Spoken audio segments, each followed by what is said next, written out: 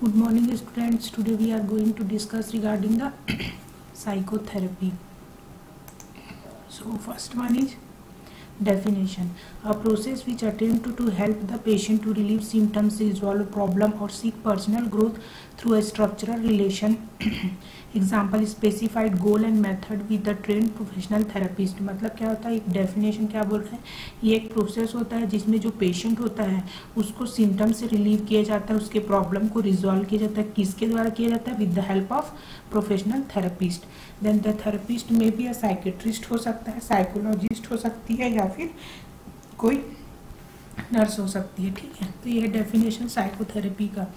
फिर है types of psychotherapy. कितने टाइप्स के होते हैं? According to format. नेक्स्ट आपका according to content. According to format के अकॉर्डिंग होता है individual therapy, group therapy, family therapy, marital therapy, community और मिलियू थेरेपी. ठीक है.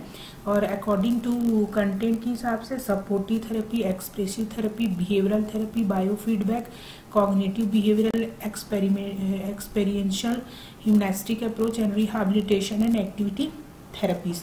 तो ये सारे क्या होते हैं? टाइप्स ऑफ थेरेपीज होती हैं. तो सब डेफिनेशन इन एम्स. इसका एम्स क्या है ना सपोर्टिव साइकोथेरेपी का?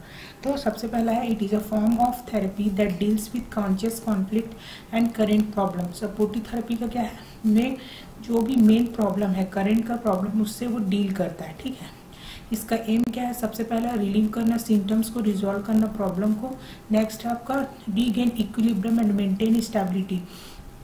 मतलब जो बराबरी का, जो हमारे बॉडी और माइंड के बीच में बराबर बैलेंस बना के रखना और स्टेबल बना के रखना. थर्ड है आपका achieve better adaptation, coping and functioning.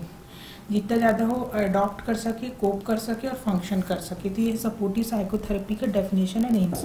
इसका इंडिकेशन क्या है? जैसे कि क्राइसिस, एक्यूट डिस्ट्रेस और एक्यूट एडजस्टमेंट डिसऑर्डर. दूसरा है chronic and handicapped patient. Example chronic schizophrenia, mood and personality disorder वाले को दे सकते हैं. ऐसे पेशेंट जो कि मोटिवेटेड नहीं है, जो फिट नहीं है और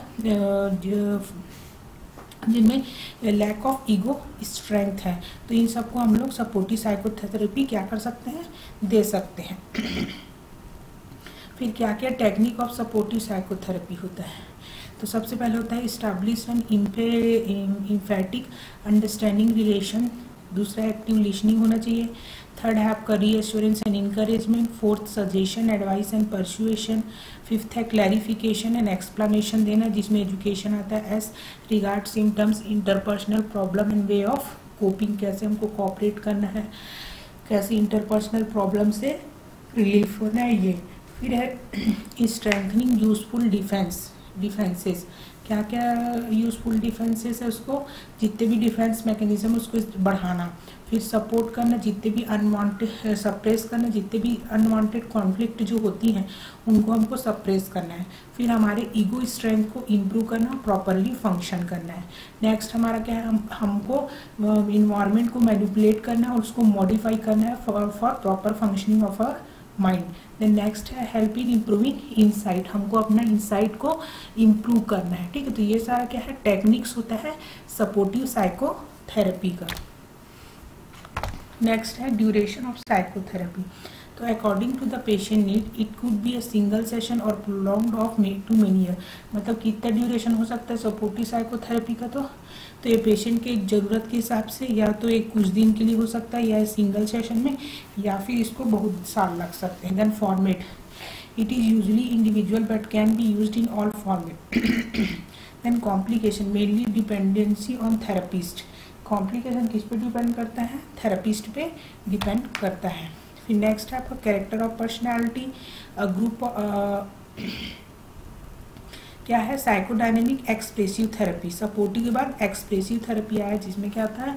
अ group of deep therapist that aim at symptoms resolution as well as producing positive fundamental changes in patient character और personality. तो क्या क्या है? ग्रुप ऑफ डीप थेरेपिस्ट होता है जिसका एम क्या होता है? सिम्टम्स को रिजॉल्व करना एज वेल एज क्या करना? फंडामेंटल चेंजेस करना पेशेंट में. ठीक है. पॉजिटिव फंडामेंटल और पर्सनालिटी को डेवलप करना. देन नेक्स्ट है कैसे हम इसको अचीव कर सकते हैं? तो uncovering unconscious conflict and shift them to the conscious awareness of the patient. ठीक है, जितने भी अनकॉन्शियस कॉन्फ्लिक्ट्स होती हैं उसको क्या करना, शिफ्ट कर देना कॉन्शियस अवेयरनेस में। दूसरा, हेल्प करना पेशेंट को कि कॉन्फ्लिक्ट को रिजॉल्व करे और जितने भी डेफिसिट है उसको करेक्ट करे। देन नेक्स्ट है induce changes motivated by insight.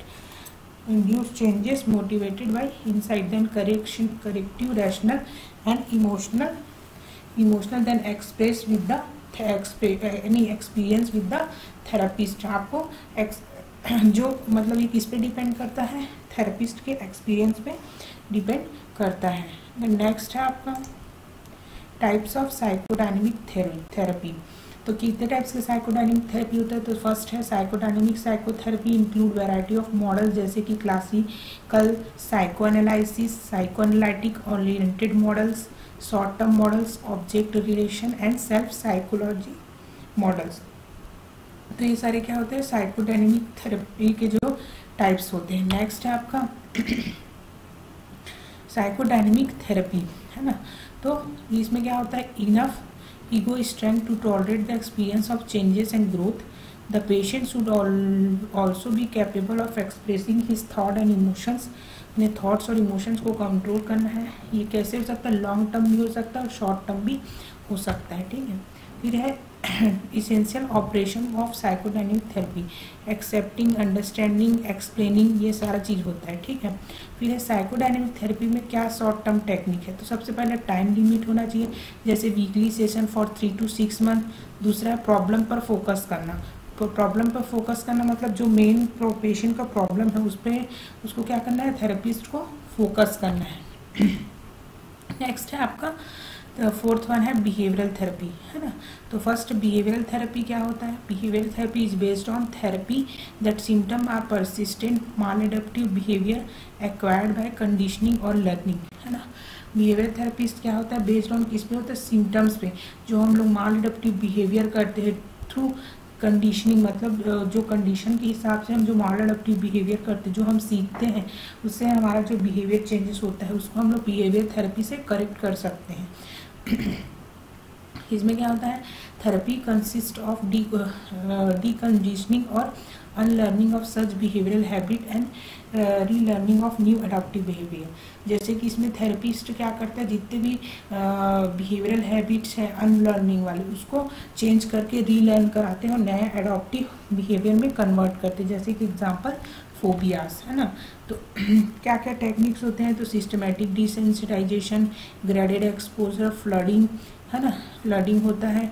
The above technique are useful in phobia and obsessive compulsive disorder and some sexual disorder में सिस्टमेटिक डिसेंसिटाइजेशन, ग्रेडेड एक्सपोजर और फ्लडिंग को यूज़ किया जाता है। नेक्स्ट आपका कौन सा, फोर्थ वन एवर्जन कंडीशन, है ना। एवर्जन कंडीशन किस में दिया जाता है, जैसे कि अगर पेशेंट को अल्कोहलिज्म डाइसल्फिरम थेरेपी के लिए हम लोग ट्रीट कर रहे हैं तब। नेक्स्ट है आपका पॉजिटिव रीइंफोर्समेंट, किस में दिया जाता है, जैसे क्रोनिक पेशेंट हो गया, सिजोफ्रेनिया हो गया, ऑटिस्टिक डिसऑर्डर है, मेंटल रिटार्डेशन, पेशेंट को पॉजिटिव रीइंफोर्समेंट करके रिवार्ड्स करके उसको क्या कर सकते हैं, उनके कंडीशन को इम्प्रूव करते हैं। नेक्स्ट है आपका पार्टिसिपेंट मॉडलिंग। तो ये सारे क्या होते हैं, टेक्निक्स ऑफ बिहेवियर थेरेपी होते हैं। तो इसमें सबसे पहले है बायो फीडबैक। तो it is based on the idea that physiological functioning, example BP, heart rate, muscle tension, etc., which are not controlled voluntary, can be brought under voluntary control through operant condition if a person is provided with feedback information about this function। तो समझ गए, ये जो biofeedback means क्या होता है, हमको feedback मिलता है लेकिन वो हमारा क्या रहता है, हम वॉलेंट्री उसको कंट्रोल नहीं करते, हम पेशेंट के फीडबैक के बेस पे उसका फंक्शनिंग होता है। फिर मेथड ऑफ बायोफीडबैक में क्या होगा, इन्फॉर्मेशन फ्रॉम मेजरिंग डिवाइस जैसे कि BP, skin temperature, galvanic response, EMG, EEG is transformed by electronic instrument into a signals that can be perceived by patient, example a sound or flashing light। फिर दूसरा है on receiving these signals the person can be trained to control those functions and reach to related ethamic mental state। तो ये सारे क्या होते हैं, methods होते हैं बायोफीडबैक के। ठीक है, फिर बायोफीडबैक का आप स्ट्रक्चर देख सकते हैं।